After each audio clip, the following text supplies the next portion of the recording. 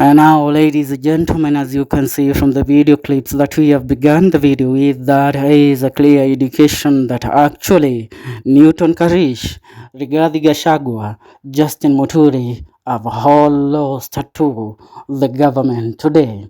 It has been a very tough day in Mbeere North, where the united opposition candidate Newton Karish was contesting for the Mbeere North by-election to become the next Mbeere North MP, vying against the government candidate, that is the candidate for the ruling party, Leonard Wamuthende, who also was vying for the same seat.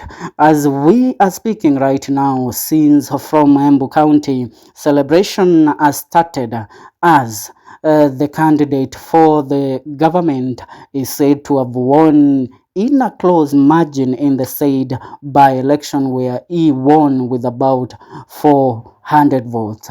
As we speak right now, people from different areas in the country are surprised how could this happen, yet they believed that Rigathi Gachagua, having crowned himself as the kingpin of the mountain, he actually had everything in place to make Newton Karish the next member of parliament of Mbeere North. But actually, things seems not to have played in his court, because actually Leonard Wamuthende, having been the minority, having been a candidate that many did not know, having been somebody that was not even recognized by the people of Mbeere North and even Embu County at large, came from nowhere.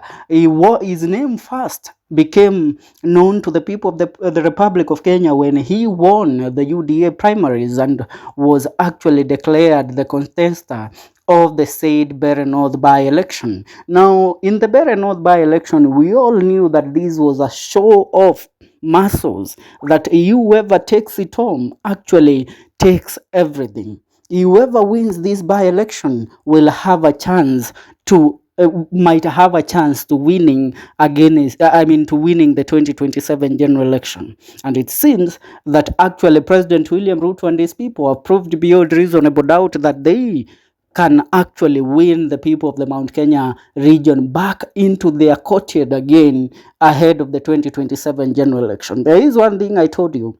President William Ruto was trying the ground. President William Ruto was trying to see how things would turn out in this by-election, which he himself forced, because remember, Geoffrey Roko was the member of parliament of Mbeere North, and William Ruto a few months ago went ahead to make the decision of actually picking him as the replacement of J.B. Muturi as the next cabinet secretary of public service, leaving the vacancy of the Mbeere North constituency without a member of parliament.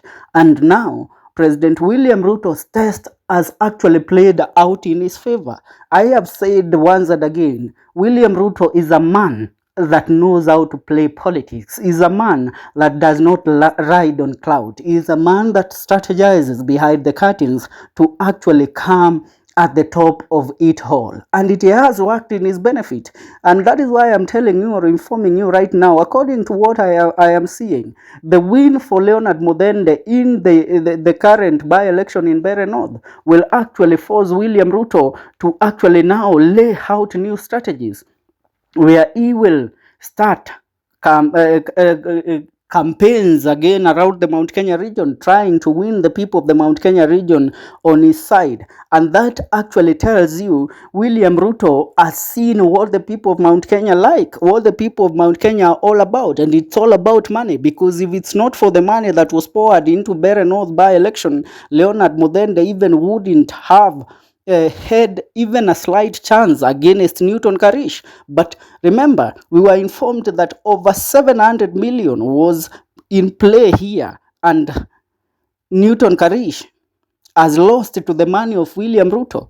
Rigathi Gachagua has lost to the money of William Ruto. Remember, for the last 1 week, Rigathi Gachagua camped in Mbeere North. He laid camp in Mbeere North. He was doing door-to-door campaigns, visiting different homesteads, ensuring that he wins the votes for his candidate, that is Newton Karish. But things turns out to be not what we thought.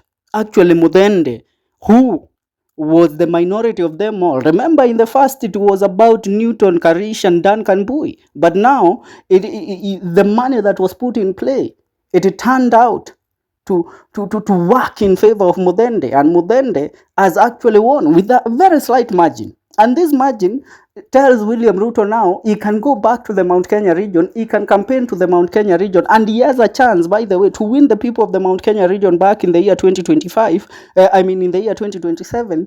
And even if they don't vote for him, he can manipulate the votes in his favor, because now he has a valid point of arguing that you saw that we won in the by-elections in Mbeere North. If we won in the by-elections in Mbeere North, that is a clear indication that we on the ground in Mbeere North, in Mount Kenya region, have a chance against the united opposition. Remember, of all the places in the Mount Kenya region, Embu County was the place that President William Ruto was first heckled immediately after the Gen Z demonstrations and immediately after kicking out Rigathi Gachagua in government. It was termed that Embu County had turned to become the next Kondele in the politics of the Republic of Kenya.